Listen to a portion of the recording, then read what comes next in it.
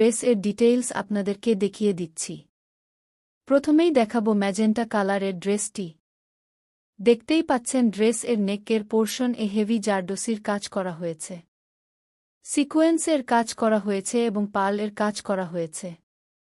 Dress এর হাতাতেও sequence এর কাজ করা হয়েছে। নেকে বাটন ডিজাইন করা হয়েছে। ফুল বডিতে ছোট ছোট সিকোয়েন্স এর কাজ করা হয়েছে।